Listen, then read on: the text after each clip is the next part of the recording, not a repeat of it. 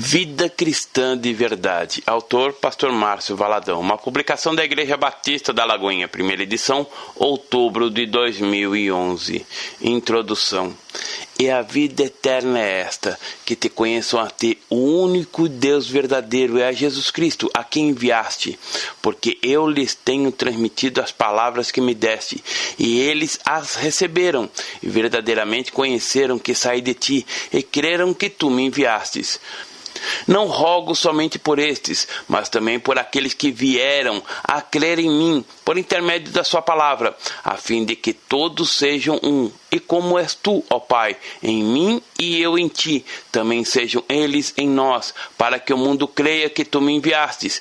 Eu lhes fiz conhecer o teu nome, e ainda o farei conhecer, a fim de que o amor com que me amastes esteja neles, e eu neles esteja. João, capítulo 17, versos 3, 8, 20 e 26. Com esses trechos da oração mais linda e perfeita que existe, inicio esta mensagem para mostrar o que é um cristão de verdade, ou pelo menos tentar mostrar. A verdadeira vida cristã consiste em, primeiro lugar, reconhecer Jesus Cristo como o Filho de Deus, aquele que é o caminho, a verdade e a vida. Ninguém pode ir a Deus se não for por Ele. É viver de acordo com essas palavras, as palavras de Jesus. A vida cristã de verdade é construída com santidade. E é em santidade que Deus deseja que vivamos, separados para Ele e para os propósitos dEle. E essa santificação se dá por meio da sua palavra. Então, querido ouvinte, eu o convido a meditar nas palavras que ele deixou, a viver de acordo com a vontade dele, para que você possa ouvi-lo dizer no grande dia: vinde, benditos de meu Pai, entrai na posse do reino que vos está preparada desde a fundação do mundo. Mateus capítulo 25, verso 34. Agora, vamos à audição da nossa mensagem. Nela você poderá entender como é viver a vida cristã que deseja para cada um dos seus filhos. Não tenha pretensão de esgotar o assunto ou apresentar um manual a respeito desse tema, mas contribuir de alguma maneira para que você entenda e escolha viver verdadeiramente a vida que Deus lhe reservou. Boa audição. As maravilhas de Jesus. De novo se retirou das terras de Tiro e foi por Sidom até ao mar da Galileia, através do território de Decápolis. Então lhe trouxeram um surdo e gago, e lhe suplicaram que impusesse as mãos sobre ele. Jesus, tirando-o da multidão à parte, pôs-lhe o dedo nos ouvidos, e lhe tocou a língua com saliva. Depois, erguendo os olhos aos céus, suplicou e disse: Efatá, que quer dizer abre-te. Abriram-se-lhes os ouvidos, e logo se lhe soltou o empecilho da língua, e falava desembaraçadamente, mas lhe ordenou que a ninguém o dissessem. Contudo, quanto mais recomendava, tanto mais eles o divulgavam. Maravilhavam-se sobremaneira, dizendo: tudo ele tem feito esplendidamente bem. Não somente faz ouvir os surdos, como falar os mudos. Marcos capítulo 7, verso 31 a 37. O óbvio a respeito de Jesus está no verso 37. Tudo Jesus tem feito esplendidamente bem. E dizemos isso não apenas com um elogio a Jesus, pois ele não precisa ser elogiado por nós. Isso é um fato, uma convicção, certeza, uma afirmação. Logo, devemos reconhecer que não há nada que ele faça que não seja esplendidamente bem. Mas para reconhecer isso é necessário ter os olhos e os ouvidos espirituais abertos, pois só assim podemos perceber os caminhos do Senhor, caminhos que são mais altos que os nossos, e quando andamos por esses caminhos, testemunhamos o que jamais pensamos ou planejamos, testemunhamos milagres, aquilo que somente Deus pode realizar. Milagres. Sei que não posso contar com todos os feitos de Jesus que já contemplei, mas hoje quero compartilhar com você 2 dos milhares que vi e ouvi. O primeiro foi de um pai que testemunhou a cura do seu filho. Pouco tempo antes desse milagre acontecer, aproximadamente 1 ano, a filhinha do casal de 5 anos partiu para o Senhor por meio de um acidente de carro. Tente imaginar como estava o coração dos pais. O outro filho que mencionei chama-se Rafael. Ele tinha 7 anos e era mudo. Era, porque tudo que Jesus faz é esplendidamente bem. Então, ele o curou. Quando o pai aumentava o volume do som do rádio, o Rafael pedia com gestos, porque não sabia falar, estava aprendendo, para o pai abaixar o volume, pois ele estava ouvindo. O segundo testemunho também apresenta a cura de um homem que era surdo-mudo. Ele passou a pregar, falar das maravilhas do Senhor, que faz tudo, mas tudo mesmo, esplendidamente bem. Jamais se esqueça dessa verdade. Algumas canções que cantamos trazem as letras frases como: basta uma palavra do Senhor e os montes se removerão. Sim, é verdade. Basta apenas uma palavra do Senhor para que o monte, e esse só você sabe o que é, seja removido. No texto que lemos, encontramos uma única palavra de Jesus, e não uma frase, para que o homem surdo recebesse a cura. Jesus o tirou da multidão, o levou a um lugar à parte, colocou o dedo nos ouvidos dele, tocou a língua com saliva, depois ergueu os olhos aos céus, suspirou e disse: Efatá, que quer dizer abre-te. Abriram-se-lhes os ouvidos e logo se lhe soltou o empecilho da língua e falava desembaraçadamente. Jesus toma coisas naturais para nos trazer verdades espirituais. Ele fala do pão enquanto alimento e que ele é o pão da vida. Fala da água, a bebida, mas que ele é a água da vida. Ele toma coisas do mundo natural para infundir uma verdade espiritual às nossas próprias vidas. A palavra de Deus nos diz que Jesus fez diante dos seus discípulos muitos sinais, muitos milagres. Nem todos estão escritos nas Escrituras, mas os que foram escritos ou foram com o propósito de crermos que Jesus Cristo é o Cristo, o Filho de Deus, e para que crendo pudéssemos ter vida em seu nome. Identificando o problema. Estou descrevendo sobre o texto de Marcos, capítulo 7, a partir do verso 31, que se refere à cura de um surdo e gago. E você pode perguntar: pastor, eu consigo falar desembaraçadamente e ouvir. Quanto a isso, não tenho problema. Então, o que Deus quer dizer por meio desse texto?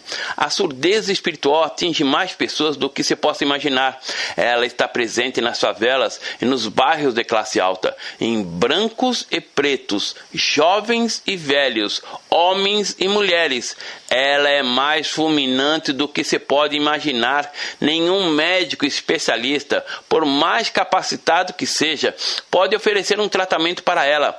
Também não existe nenhum medicamento que possa combatê-la. A cura para esse mal só é encontrada em Jesus Cristo. Quem tem ouvidos, ouça. No livro de Ezequiel, capítulo 33, versos 30 ao 33, está escrito: quanto a ti, ó filho do homem, os filhos do teu povo falam de ti junto aos muros e nas portas das casas, falam um com o outro, cada um a seu irmão, dizendo: vinde, peço-vos, eu ouvi qual é a palavra que procede do Senhor. Eles vêm a ti como o povo costuma vir, e se assentam diante de ti como o meu povo, e ouvem as tuas palavras, mas não se põem por obra. Pois com a boca professam muito amor, mas com o coração só ambicionam lucro.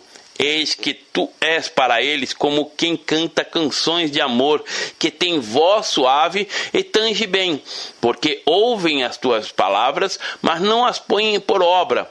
Mas quando vier isto, e aí vem, então saberão que houve no meio deles um profeta. Como profetas de Deus somos usados conforme a vontade dele para levarmos a palavra. Contudo, pode acontecer de, em certos momentos, falarmos ao vento e a mensagem não chegar aos ouvidos das pessoas. E não existe nada que machuque mais o coração do que quando as expectativas falham acerca do que ensinamos. Quando após uma ministração alguém vem até mim e diz: pastor, eu gosto tanto da sua palavra, o Senhor tem uma voz diferente, suave, doce. Eu quase durmo com ela. Fico muito triste, porque Porque não prego para fazer a pessoa dormir, não prego para entreter um público, não prego para agradar as pessoas, não quero que ninguém ouça minhas palavras, mas as de Deus. Não quero que esta realidade faça parte da minha vida. Eis que tu és para eles como quem canta canções de amor, que tem voz suave e tange bem. Porque ouvem as tuas palavras, mas não as põem por obra. A palavra não deve ser apenas ouvida, ela deve ser colocada em prática, porque do contrário, você poderá ouvir do Senhor Jesus: por que me chamais Senhor, Senhor, e não fazeis o que vos mando? O que ouve e não pratica é semelhante a um homem que edificou uma casa sobre a terra sem alicerces, e arrojando-se o rio contra ela, logo desabou. E aconteceu que foi grande a ruína daquela casa. A pessoa que ouve e não coloca a palavra de Deus em prática, não a obedece, só tem a perder. Mas aquele que dá ouvidos à voz de Deus, ouve e pratica a palavra dele, colhe bons frutos. Eu não conheço uma única pessoa que tenha colocado em prática a palavra do Senhor e que a vida, o casamento, os sonhos tenha desmoronado. Nunca conheci e sei que nunca vou conhecer. No Evangelho de Mateus, capítulo 13, verso 19, Jesus fala claramente acerca da atitude daquele que escolhe manter-se indiferente à voz dele. Esse texto é intitulado A Parábola do Semeador. Confiram.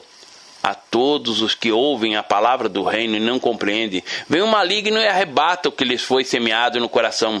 Este é o que foi semeado à beira do caminho. Aquele que escolhe não se envolver com o Senhor, que adquire somente um conhecimento superficial, e escolhe mantê-lo, tem também a semente, que foi lançada na sua vida, roubada. O inimigo vai e arrebata o que foi semeado. No capítulo 16 do Evangelho de Lucas, a partir do verso 29, temos a história de dois homens, o rico e o mendigo, que como foi a vida deles aqui neste mundo e o que aconteceu quando morreram. Leia o texto. O rico, ao ver o inferno, pediu para Lázaro, o mendigo, que voltasse e avisasse a sua família, para que os seus se arrependessem dos pecados e recebessem a Cristo em suas vidas. Porém, respondeu Abraão: eles têm Moisés e os profetas, ouçam-nos. Mas ele insistiu: não, pai Abraão, se alguém dentre os mortos for ter com eles, arrepender-se-ão. Abraão, porém, lhe respondeu: se não ouvem a Moisés e aos profetas, tampouco deixarão persuadir, ainda que ressuscite alguém dentre os mortos. Lucas capítulo 16, versos 29 a 31. Os familiares do homem rico tinham Moisés e os profetas, ou seja, a palavra, logo tinham de dar ouvidos a ela, colocá-la em prática. A escolha era deles. E essa resposta de Abraão valeu e continua valendo, principalmente nos dias de hoje, pois vivemos tempos difíceis. A surdez espiritual tem atingido muitas pessoas. Elas querem tudo aquilo que nada tem a ver com a palavra do Senhor. Pratique a palavra de Deus. Atente-se para o que diz o texto de 2 Timóteo, capítulo 4, versos 1 ao 5. Conjuro-te perante Deus e Cristo Jesus, que há de julgar vivos e mortos, pela sua manifestação e pelo seu reino.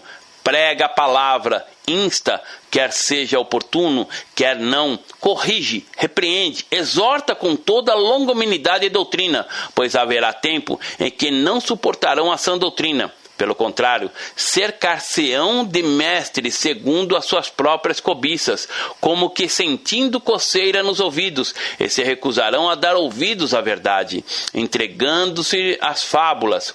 Tu, porém, sê sóbrio em todas as coisas, suporta as aflições, faz o trabalho do evangelista, cumpre cabalmente o teu ministério. O coração do homem é enganoso e desejoso de ouvir o que somente o agrada. Por isso é preciso meditar e obedecer à voz de Deus, para não ser enganado, ludibriado, tornando-se assim presa fácil para Satanás. Muitos são aqueles que dizem somente o que você deseja escutar. Por isso, existem tantos movimentos, religiões, pessoas que dizem não ser necessário existir congregação, que você pode ser crente na sua casa, não precisa entregar o seu dízimo. Enfim, pessoas que interpretam a Bíblia segundo as suas convicções e puxam milhões de adeptos à crença deles. A cobiça existe no coração do ser humano e ministram segundo a vontade, a aspiração deles. estes se recusarão a dar ouvidos à verdade, entregando-se às fábulas. Não são poucas as pessoas que são cheias de superstição evangélica. Certa vez um moço contou-me sobre a situação delicada que estava vivendo na empresa em que trabalhava e a atitude da esposa dele, que lhe disse para espantar o diabo jogando sal grosso. Isso é fábula. É superstição, sal grosso ou fino, fitinha no braço, mirra para a mulher ficar bonita, são mentiras, enganos, nada disso é bíblico, mas criações da mente humana. A verdade do Senhor é linda, transparente e clara, ela liberta e dá vida. Entretanto, para que isso aconteça, você precisa fazer o que diz o verso 22 do capítulo 1 do livro de Tiago. Tornai-vos, pois, praticantes da palavra, e não somente ouvintes, enganando-vos a vós mesmos. Nos versos 23 ao 25 de Tiago, capítulo 1, nos fala sobre o homem desatento que olha para o espelho, mas esquece o que vê. Já o homem sábio olha para a palavra de Deus e obedece, coloca em prática, ele não se torna negligente. Eis o texto, porque se alguém é ouvinte da palavra e não praticante, assemelha-se ao homem que contempla num espelho o seu rosto natural, pois a si mesmo se contempla e se retira, e para logo se esquece de como era a sua aparência. Mas aquele que considera atentamente na lei perfeita, lei da liberdade, e nela persevera, não sendo ouvinte negligente, mas operoso praticante, esse será bem-aventurado no que realizar. Logo, aquilo que ele faz, aquilo que ele realiza, recebe a bênção. Em tudo esse homem e mulher, será bem-aventurado. Não colocar a palavra de Deus em prática implica em perdas para a vida de qualquer pessoa. A pessoa pede para Deus salvar a família dela, mas não dá testemunho em casa. Não o que a palavra do Senhor diz, a vida dela não condiz com as verdades bíblicas. A esposa pede para o marido ser salvo, mas será que ela está sendo aquela esposa segundo a palavra? Já lemos o texto de Marcos, capítulo 7, e a expressão, trouxeram-lhe um surdo. Pois bem, surdo é o que não ouve, e com certeza esse moço não nasceu surdo porque ele era gago. Então, pode ser que no meio do caminho tenha acontecido alguma situação, uma doença, um acidente.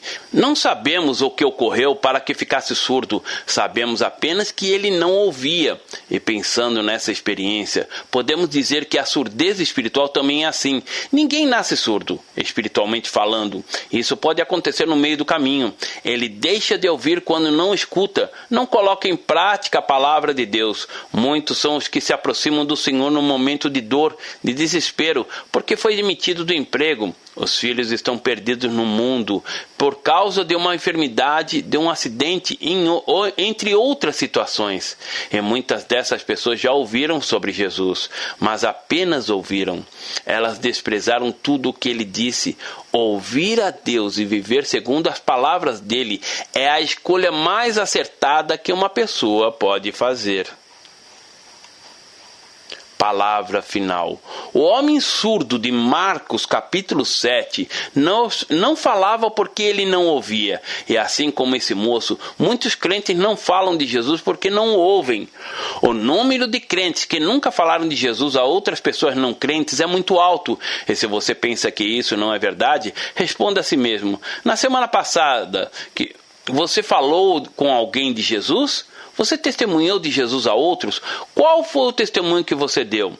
Quando somos do Senhor, quando nós o ouvimos, o nosso prazer torna-se viver para Ele e fazer tudo para a glória dEle. Passamos a de Jesus nas filas que enfrentamos, nos locais aonde vamos, com as pessoas que passam por nós. O verso 33 do Evangelho de Marcos, no qual estávamos meditando, diz que Jesus, tirando da multidão à parte, pôs-lhe o dedo nos ouvidos, ele tocou a língua com saliva. A primeira ação de Jesus foi tirar esse homem da multidão, porque ele precisava ser cuidado, ser preservado. Então, podemos dizer que ser tirado da multidão pode ser entendido também como esquecer por um tempo a agitação no mundo, esquecer tantos barulhos e ficar sós com Deus. E falando nisso, lhe faço uma outra pergunta. Você tem separado um tempo diariamente para estar com Deus, ouvi-lo e falar com Ele em oração? Não são poucas as vezes que enfrentamos dificuldades e buscamos resposta para entender o que está acontecendo.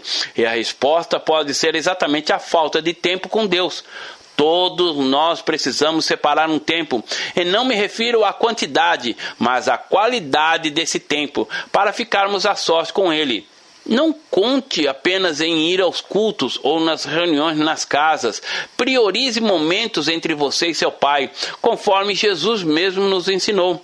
E quando orares, não sereis como os hipócritas, porque gostam de orar em pé nas sinagogas e nos cantos das praças, para serem vistos dos homens. Em verdade vos digo que eles já receberam a recompensa. Tu, porém, quando orares, entra no teu quarto e, fechada a tua porta, orarás a teu Pai, que está em secreto, e teu Pai, que vê em secreto, te recompensará. E orando, não useis de vãs repetições, como os gentios, porque presumem que pelo seu muito falar serão ouvidos. Não vos assemelheis, pois, a eles, porque Deus, o vosso Pai, sabe o de que tendes necessidade, antes que lhe peçais. Mateus capítulo 6, versos 5 a 8. Quando você rasga o coração, quando intercede, clama, chora diante de Deus, expõe as mazelas de sua alma, situações as mais escabrosas, a graça do Senhor envolve a sua vida. Você recebe dele o perdão, a cura, a libertação. Assim como Jesus tirou aquele homem e o levou a um lugar à parte, Ele quer levar você a um lugar também. Só você e Ele. E não tenha medo desse encontro, porque tudo que Cristo faz esplendidamente bem. Logo, deixa-o cuidar de você. Para ter os seus ouvidos abertos, ter um toque de autoridade dele, é preciso ter esse encontro devocional com Jesus, para que ele ponha-lhe os dedos nos ouvidos, conforme fez o moço de Marcos capítulo 7. Jesus colocou o dedo exatamente no problema dele. Esse homem recebeu o toque de Deus, o qual você precisa também receber. Jesus coloca o dedo no problema, na enfermidade, daquele que está doente, no casamento que está sendo destruído, na vida daquele que clama por uma intervenção dele, independente da situação. Contudo, não basta apenas clamar, é preciso reconhecê-lo como Senhor e Salvador da sua vida. Deseje uma transformação, pois todo aquele que tem um encontro real com Jesus jamais continua a mesma pessoa. E essa pessoa não decide mudar apenas por receio do que pode acontecer com ela, como aconteceu com um homem que conheci. Ele manteve relação sexual com a própria filha durante 2 anos e só me procurou porque a menina foi embora para São Paulo. Ele teve medo de ser denunciado pela filha, mas certamente se ela não tivesse ido embora, ele não teria me procurado. Todo aquele que anseia, esforça por uma mudança de vida, reconhece o erro e o abandona para sempre. Muitas mulheres solteiras me procuram para aconselhamento apenas porque ficaram grávidas, pois do contrário continuariam tendo relações sexuais fora do casamento, levando uma vida dupla. Não queira mudar a sua vida somente quando as consequências de um ato falho aparecem.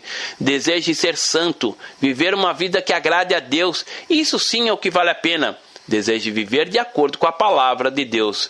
Isto, portanto, digo e no Senhor testifico que não mais andeis como também andam os gentios, na vaidade dos seus próprios pensamentos, obscurecidos do entendimento, alheios à vida de Deus por causa da ignorância, em que vivem pela dureza do coração, os quais, tendo se tornado insensíveis, se entregaram à dissolução para, com avidez, cometerem toda sorte de impureza. Mas não foi assim que aprendestes a Cristo, se é que, de fato, o tendes ouvido, e nele fostes instruídos, segundo é a verdade em Jesus, no sentido de que, quanto ao trato passado, vos despojeis do velho homem, que se corrompe segundo a concupiscência do engano, e vos renoveis no espírito do vosso entendimento, e vos revistais do novo homem, criado segundo Deus, em justiça e retidão, procedentes da verdade. Sabeis, pois isto, nenhum incontinente ou impuro ou avarento, que é idólatra, tem herança no reino de Cristo e de Deus. Ninguém vos engane com palavras vãs, porque por essas coisas vem a ira de Deus sobre os filhos da desobediência. Portanto, não sejais participantes com eles, pois outrora éreis trevas, porém agora sois luz no Senhor. Andai como filhos da luz, porque o fruto da luz consiste em toda bondade, justiça e verdade, provando sempre o que é agradável ao Senhor. E não sejais cúmplices nas obras infrutíferas das trevas, antes, porém, reprovai-as, porque o que eles fazem em oculto, o só referir é vergonha, mas todas as coisas, quando reprovadas pela luz, se tornam manifestas, porque tudo o que é manifesta é luz. Portanto, vede prudentemente como andais, não como nécios, e sim como sábios, remindo o tempo, porque os dias são maus. Por esta razão, não vos torneis insensatos, mas procurai compreender qual é a vontade do Senhor. Efésios capítulo 4, versos 17 a 24, capítulo 5, versos 5 a 13, 15 e 14. Fazer visita às pessoas me alegra muito, e numa dessas meu coração se alegrou demais. Conversando com o moço de casa, perguntei a ele como conheceu Jesus. Ele abriu um sorriso largo e me contou: pastor, conheci a Cristo há 2 anos. Eu era alcoólatra, bebia 2 litros de cachaça todos os dias, sendo que o litro eu bebia até o meio-dia e o outro depois do meio-dia. Nesta época, também era empresário, dono de uma fábrica de placas, mas perdi tudo. Depois fui trabalhar numa multinacional. Coordenava uma equipe de 26 pessoas, porém certo dia a diretoria me demitiu porque souberam do meu vício. Como ficava no subsolo da empresa, desci e pensei em me matar ali, mas de repente o telefone tocou. Atendi a ligação, era uma senhora solicitando serviço à multinacional. Fui atendê-la, ainda pretendendo me matar, mas essa visita mudou o curso da minha vida. Saí do apartamento dessa senhora totalmente transformado, porque essa mulher falou do maior amor do mundo para mim, o de Jesus Cristo. Nós, enquanto igreja do Senhor, precisamos receber aqueles que estão doentes espiritualmente e ajudá-los a serem restaurados. O texto que lemos diz que Jesus pôs-lhe os dedos nos ouvidos e lhe tocou a língua com saliva. Podemos dizer que a saliva representa a unção das palavras, e aquele que recebe a unção passa a falar da palavra de Jesus com autoridade, com graça, e quem ouve essas palavras tem a oportunidade de conhecer o único e suficiente Senhor e Salvador da sua vida. O moço de Marcos, capítulo 7, precisa de uma unção na língua, por isso Jesus o ungiu e tudo fez em silêncio, profundo silêncio. E após ter feito tudo isso, Cristo suspirou. Durante todo o tempo, Jesus se identificou com aquele mundo silencioso do homem. Não trocou palavras. Por um determinado tempo houve silêncio. Jesus suspirou tal como diante de um túmulo de Lázaro. Em tantas ocasiões, Jesus suspirou se identificando com a dor, com a miséria, com a lágrima, com a vida. O texto continua nos dizendo que após Jesus ter suspirado, ele disse uma única palavra, não uma palavra cabalística, mas uma palavra de autoridade. Ele falou efatá, que quer dizer abre-te.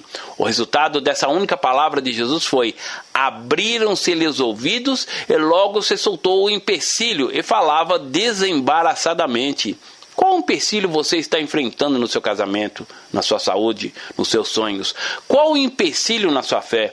Quando Jesus levou a vida a Lázaro, consequentemente o coração voltou a bater, o sangue a correr em suas veias, mas ainda havia um empecilho, ele estava amarrado. Então Cristo disse: desatai-o e deixe-o ir. Confira esse texto sobre a ressurreição de Lázaro em João capítulo 11, a partir do verso 13. Jesus, porém, falava com respeito à morte de Lázaro, mas eles supunham que tinham falado do repouso do sono. Então, Jesus lhe disse claramente: Lázaro morreu, e por vossa causa me alegro de que lá não estivesse, para que possais crer, mas vamos ter com ele. Então Tomé, chamado Dídimo, disse aos discípulos: vamos também nós para morrermos com ele. Chegando Jesus, encontrou Lázaro já sepultado. Havia 4 dias. Ora, Betânia estava a cerca de 15 estádios perto de Jerusalém. Muitos dentre os judeus tinham vindo ter com Marta e Maria, mas as consolar a respeito do seu irmão. Marta, quando soube que vinha Jesus, saiu ao seu encontro. Maria, porém, ficou sentada em casa. Disse, pois, Marta a Jesus: Senhor, se estivesses aqui, não teria morrido meu irmão. Mas também sei que, mesmo agora, tudo quanto pedires a Deus, Deus te concederá. Declarou-lhe Jesus: Teu irmão há de ressurgir. Eu sei, replicou Marta, que ele há de ressurgir na ressurreição no último dia. Disse-lhe Jesus: Eu sou a ressurreição e a vida. Quem crer em mim, ainda que morra, viverá. E todo que vive e crê em mim não morrerá eternamente. Crês isto? Sim, Senhor, respondeu ela. Eu tenho crido que tu és o Cristo, o Filho de Deus, que devia vir ao mundo. Tendo dito isto, retirou-se, chamou Maria, sua irmã, e lhe disse-me em particular: O mestre chegou e te chama. Ela, ouvindo isto, levantou-se depressa e foi ter com ele, pois Jesus ainda não tinha entrado na aldeia, mas permanecia onde Marta o avistara com ele. Os judeus que estavam com Maria em casa e a consolavam, vendo-a levantar-se depressa e sair, seguiram-na, supondo que ela ia ao túmulo para chorar. Quando Maria chegou ao lugar onde estava Jesus, ao vê-lo, lançou-lhe-se aos pés, dizendo: Senhor, se estiveras aqui, meu irmão não teria morrido. Jesus, vendo-a chorar, e bem assim os judeus que os acompanhavam, agitou-se no espírito e comoveu-se, e perguntou: Onde o sepultastes? Eles lhe responderam: Senhor, vem e vê. Jesus chorou. Então, disse os judeus: Vede quanto o amava. Mas alguns objetivaram: Não podia ele, que abriu os olhos do cego, fazer com que este não morresse? Jesus, agitando-se novamente em si mesmo, encaminhou-se para o túmulo. Era este uma gruta cuja entrada tinha posto uma pedra. Então ordenou Jesus: Tirai a pedra. Disse-lhe Marta, irmã do morto: Senhor, já cheira mal, porque já é de 4 dias. Respondeu-lhe Jesus: Não te disse eu que, se creres, verás a glória de Deus? Tiraram então a pedra. E Jesus, levantando-se os olhos para os céus, disse: Pai, graças te dou porque me ouvistes. Aliás, eu sabia que sempre me ouves, mas assim falei por causa da multidão presente, para que creiam que tu me enviastes. E tendo dito isso, clamou em alta voz: Lázaro, vem para fora. Saiu aquele que estivera morto, tendo os pés e as mãos ligados com ataduras, e o rosto envolto num lenço. Então lhes ordenou Jesus: Desatai-o e deixai-o ir. Muitos, pois, dentre os judeus que tinham vindo visitar Maria, vendo o que fizera Jesus, creram nele.